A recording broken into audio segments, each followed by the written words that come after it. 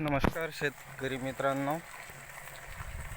मी आज तुम्हाला या ठिकाणी हिवाळी मिरचीची लागवड दाखवणार आहे। आम्ही आमच्या ह्या 2 एकर क्षेत्रामध्ये ॲपल बोर, काश्मीरी ॲपल बोरची लागवड केलेली। त्यानंतर ही लागवड आम्ही 10 बाय 5 फुटावर केलेली आहे आणि त्यामध्ये सीताफळ, हे नेमके सीताफळ याची सुद्धा लागवड केलेली। तर यामध्ये आम्ही आंतरपीक म्हणून मिरचीची लागवड केलेली पाहू शकतात। मधल्या पट्ट्यामध्ये आम्ही सितारा मिरचीची लागवड केलेली। मी मागे माझे 2 व्हिडिओ टाकलेले आहेत, एक सितारा मिरचीचा आणि एक तेजापूर मिरचीचा।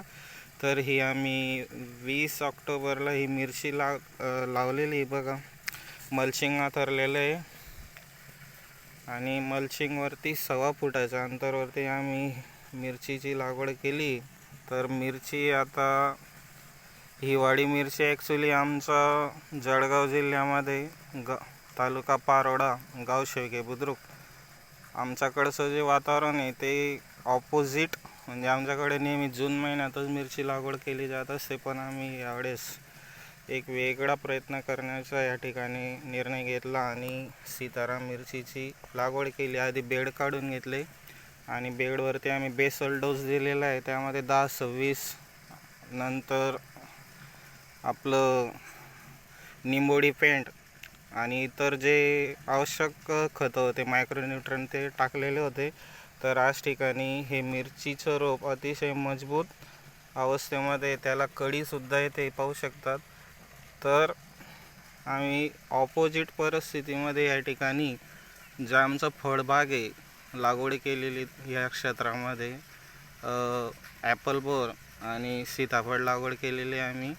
तर याच्यामध्ये आम्ही हे मिरचीचं पीक यावर्षी लावलेलं आहे।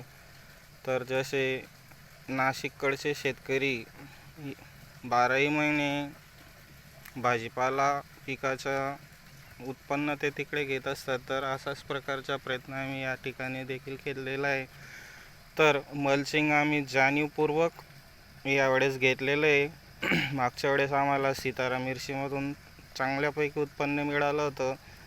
तर मागे लॉकडाऊन असल्यामुळे आम्ही मिरची लागवड केली नाही जून महिन्यामध्ये, परंतु आता करण्याचा निर्णय घेतला आणि ऑपोजिट सीझनमध्ये आम्ही मिरची लागवड केलेली आहे। रोपं नर्सरीतून मागवलेले आहे, अतिशय छान रोपं आहेत। आम्ही मिरची 10 दिवसाची झाल्यानंतर बेनिया ही फवारणी करून घेतलेली आहे अजून, आणि ठिबकमधून याला मी आत्तापर्यंत 3-19 4 दिवसानंतर देतो। तसेच मी या ठिकाणी स्लरीचा सुद्धा वापर केलेला आहे।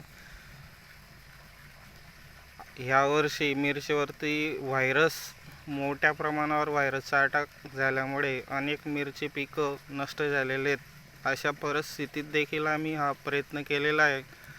तर बघू, आम्हाला आत्तापर्यंत तर आमच्या मिरचीमध्ये चांगला रिझल्ट दिसून येत आहे। बघू शकता तुम्ही, आमची मिरची अजून जोमात या ठिकाणी आपल्याला दिसून येते। भरपूर फांद्या या झाडाला तुम्ही पाहू शकतात, भरपूर फांद्या तिला आलेल्या आहेत। तर असो, ही आमची हिवाळी मिरची आणि आम्ही हा पहिलाच प्रयत्न करतोय मित्रांनो।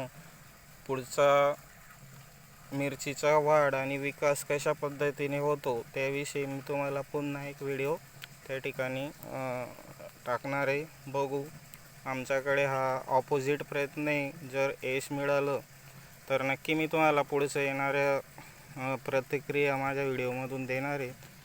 माझ्या चॅनलला सबस्क्राईब करा। धन्यवाद।